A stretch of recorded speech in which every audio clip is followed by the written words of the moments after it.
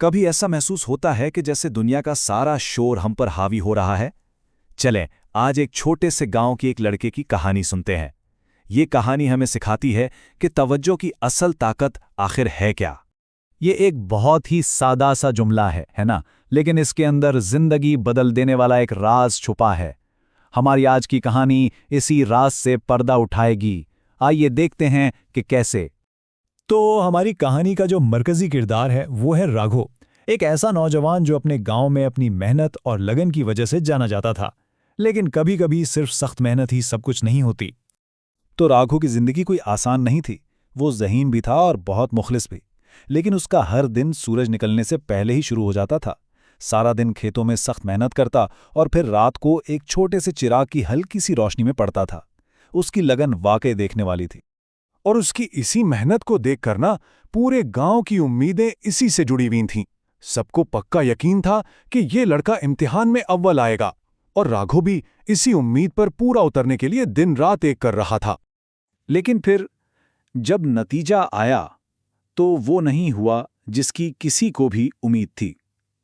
इतनी ज्यादा मेहनत के बावजूद राघो एक मजमून में फेल हो गया। ये खबर न सिर्फ उसके लिए बल्कि पूरे गांव के लिए एक बहुत बड़े धचके से कम नहीं थी। इम्तिहान में नाकामी अपनी जगह, लेकिन असल इम्तिहान तो अब शुरू हुआ था। अब राघो को लोगों के फैसलों और उनकी बातों का बोझ उठाना था। अब तो राघव का घर से खेतों तक का सफर भी एक अजियत बन गया था। हर कोने से कोई न कोई आवाज आती और ये तंज भरे जुमले सुनना उसका रोज का मामूल बन गया। गांव वालों का हर तंज, हर कहकहा एक भारी पत्थर की तरह उसके सीने पर लगता, और आहिस्ता आहिस्ता उसका खुद पर से इत्मीनान खत्म होने लगा था। ये सिर्फ अल्फाज नहीं थे, ये कांटे थे जो सीधा उसके दिल में चुभ रहे थे और उसे अंदर ही अंदर से कमजोर कर रहे थे।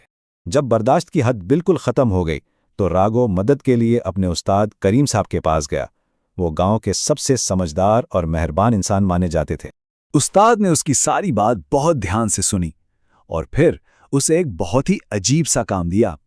उन्होंने कहा, दूध से लबालब भरा हुआ ये बर्तन लो और गांव के उसी रास्ते से गुजरो जहां से रोज जाते हो। लेकिन एक शर्त है, दूध का एक कतरा भी नीचे नहीं गिरना चाहिए। अगली सुबह राघव ने उस्ताद का दिया हुआ काम शुरू कर दिया, और यही वो लम्हा था जहां इस कहानी का सबसे बड़ा सबक छुपा हुआ था। जैसे ही राघो ने चलना शुरू किया, उसकी पूरी दुनिया सिमटकर सिर्फ उस दूध के बर्तन तक आ गई। उसकी आंखें बर्तन पर जमी थीं, उसकी सांसें बिल्कुल महतात थीं। उसका पूरा ध्यान सिर्फ एक मकसद पर था, दूध को गिरने से बचाना है। और इस गहरी तवज्जो में गांव वालों की आवाजें, उनकी हंसी, सब कुछ पस मंजर में कहीं गुम हो गया, जैसे वो कभी था ही नहीं। और नतीजा क्या निकला? वो खेतों तक पहुंच गया और दूध का एक कतरा भी जमीन पर नहीं गिरा था। उसने अपना काम कामयाबी से पूरा कर लिया था। राघो ने काम तो मुकम्मल कर लिया, लेकिन सवाल ये था कि इस अजीब काम के पीछे असल राज क्या था। चलें, अब इस राज से पर्दा उठाते हैं। जब राघो अपने उस्ताद के पास वापस आया तो उसने बड़ी हैरत से कहा, उस्ताद जी, मेरा ध्यान बर्तन पर इतना ज्यादा था कि मुझे रास्ते में किसी की कोई आवाज सुनाई ही नहीं दी।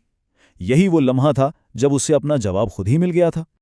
उस्ताद मुस्कुराए और उन्होंने समझाया, देखा, जब ज़हन अपने मकसद पर पूरी तरह मरकूज हो तो लोगों के अल्फाज अपनी ताकत खो देते हैं, बाहर का सारा शोर बेमानी हो जाता है। ये एक बहुत गहरी तब्दीली थी। पहले जब वो लोगों की बातें सुनता था तो उसका दिल टूटता था, लेकिन जब उसने अपने मकसद पर तवज्जो दी तो उसे सुकून और ताकत मिली। इसका खोया हुआ एतमाद वापस लौट आया। यही इस कहानी का असल निचोड़ है। इंसान की तवज्जो बिल्कुल एक कैमरे के लेंस की तरह काम करती है। जिस चीज़ पर उसे फोकस किया जाए वो साफ नजर आती है और बाकी सब कुछ खुद ब खुद धुंधला जाता है।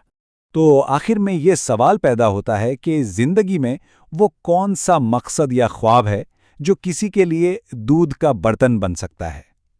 वो कौन सी चीज़ है जिस पर अगर पूरी तवज्जो मरकूज कर ली जाए तो दुनिया का सारा शोर बेअसर हो जाए?